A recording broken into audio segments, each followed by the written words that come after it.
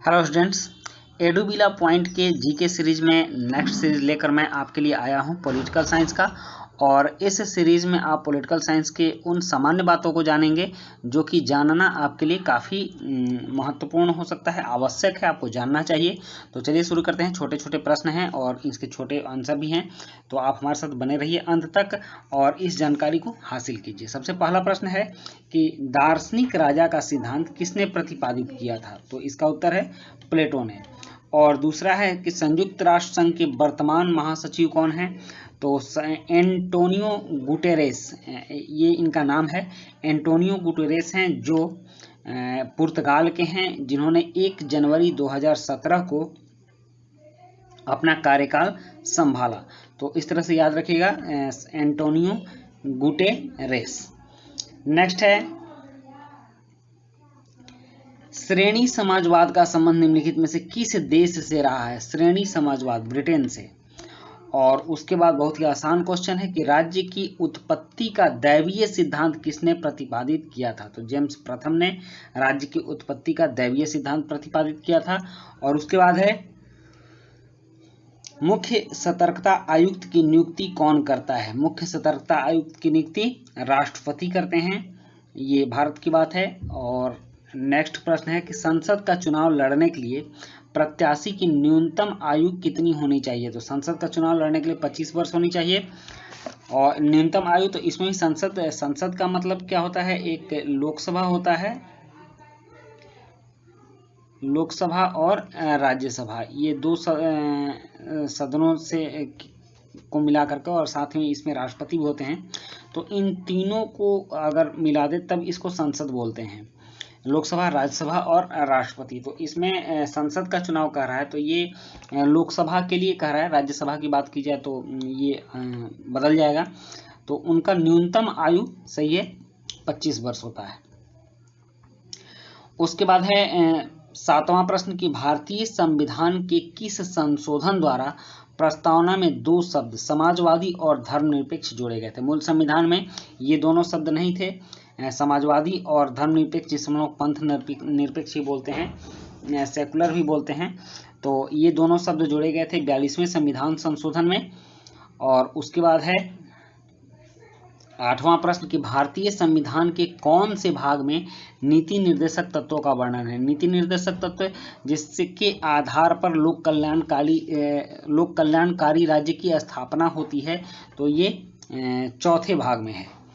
उसके बाद है जस्टिस शब्द जस से निकला है, और जस का संबंध किस भाषा से है? मतलब जस्टिस जस से निकला है और जस का संबंध लैटिन भाषा से है। नेक्स्ट 10वां प्रश्न है कि पंचायत समिति का गठन होता है प्रखंड स्तर पर। आप जानते हैं कि पंचायती राज व्यवस्था 3 स्तर पर होती है।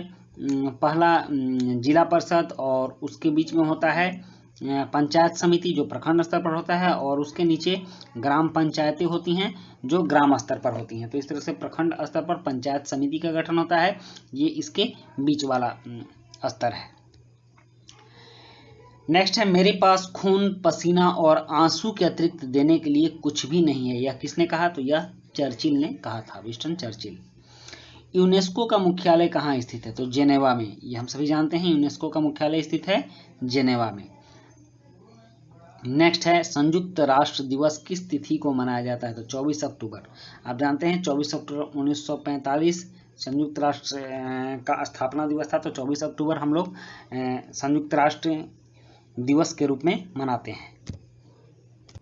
नेक्स्ट प्रश्न है कि भारत सरकार का प्रमुख विधि अधिकारी कौन है? तो भारत के महान्यायवादी जो होते हैं, ये भारत सरकार के प्रमुख विधि अधिकारी होते हैं, इस चीज को याद रखना है।